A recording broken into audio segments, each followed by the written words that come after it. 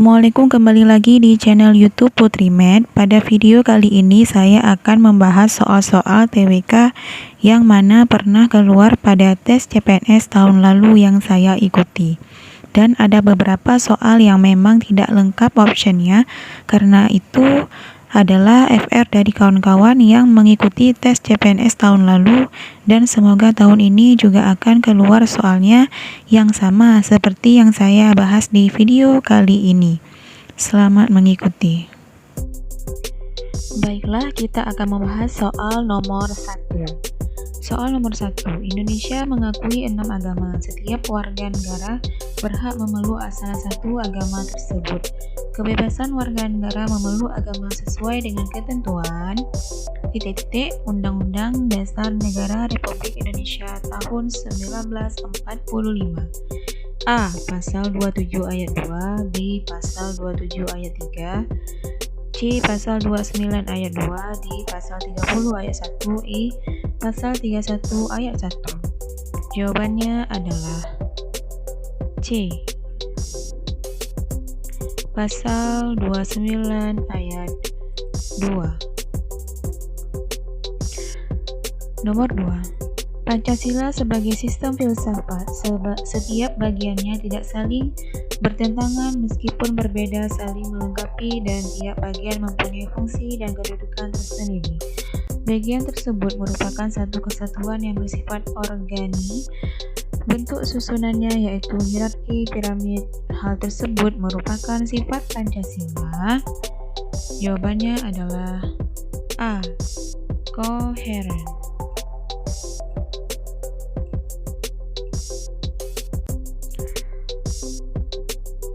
Soal nomor 3. Paham integralistik yang terkandung dalam Pancasila meletakkan azas kebersamaan hidup, mendambakan keselarasan dalam hubungan baik antara individu maupun masyarakat.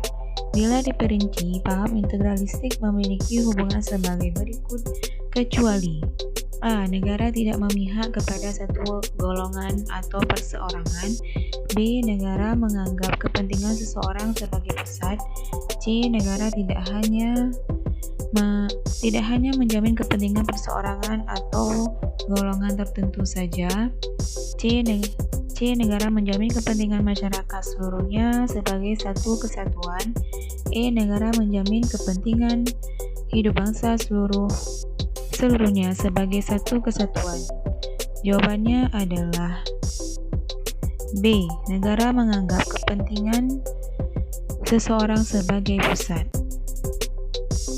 Nomor 4. Kemakmuran masyarakat akan terwujud jika setiap warga dibatasi hak miliknya.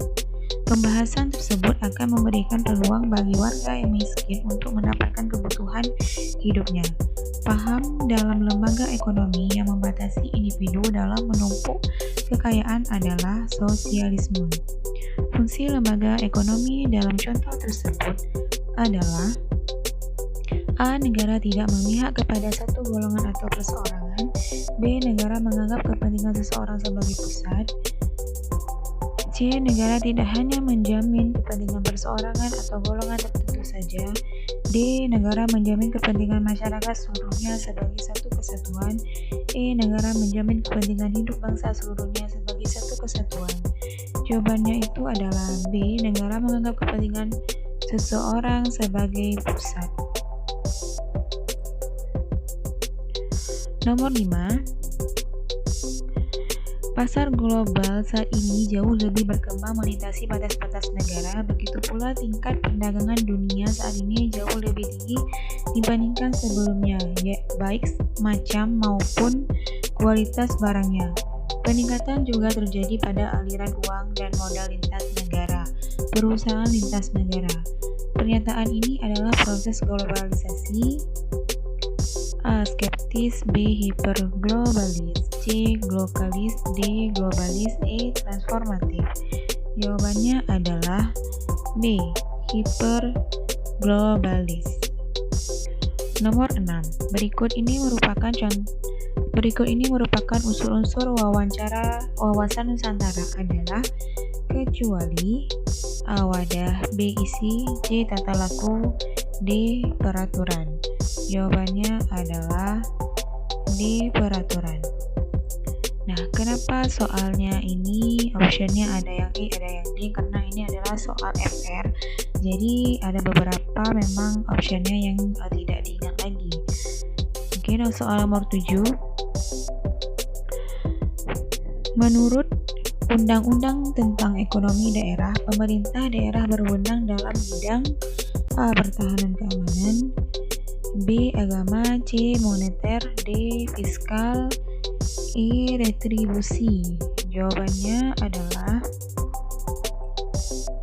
E. Retribusi. Nomor 8. Budi merupakan anak kepala desa yang kini merantau ke Jakarta. Di sana dia menjadi juragan mie bakso yang sukses. Setiap 6 bulan sekali ia selalu membantu pembangunan musola dan jalan-jalan desa yang rusak. Perbuatan Budi ini mencerminkan sila ke. Jawabannya adalah C. 5. Nomor 9. Sistem benteng Stelsel diterapkan oleh Belanda untuk menghadapi perlawanan dari A. Pangeran Diponegoro, B. Tuanku Imam Bonjol, C. Kapitan Patimura, D. Pangeran Antasari, E. Sultan Hasanuddin.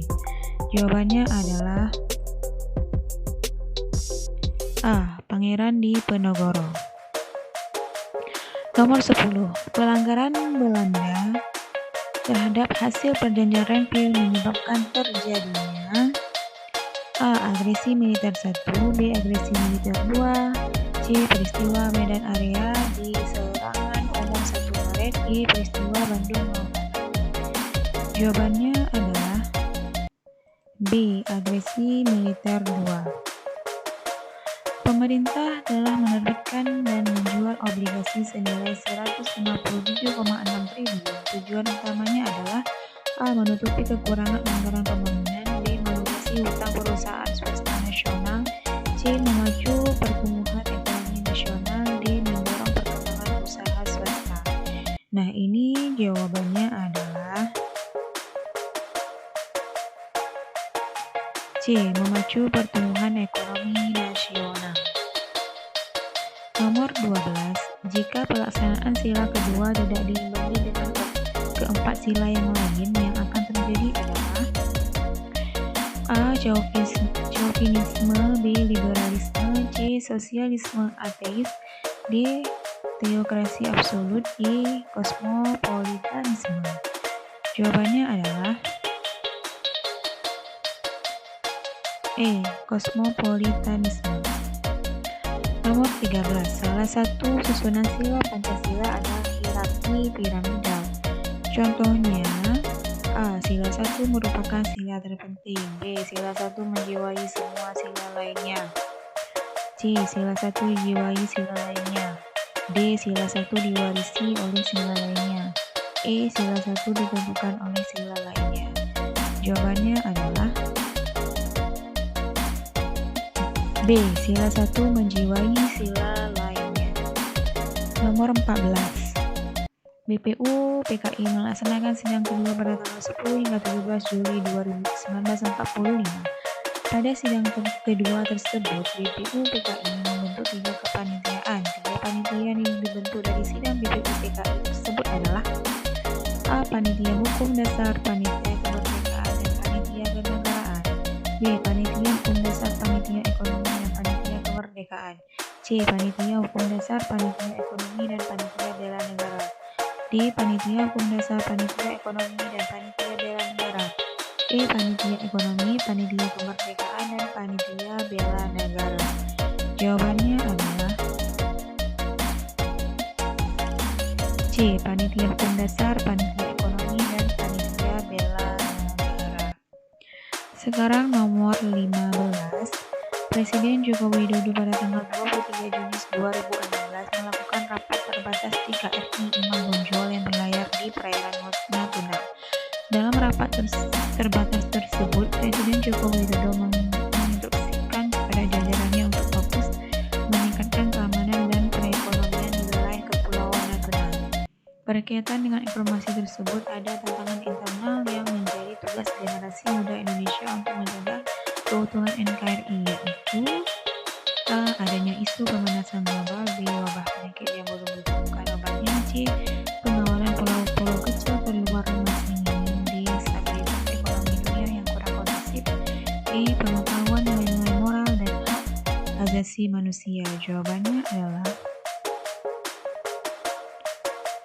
C. Pengawalan pulau-pulau kecil terluar ini. Nah, mungkin demikian saja.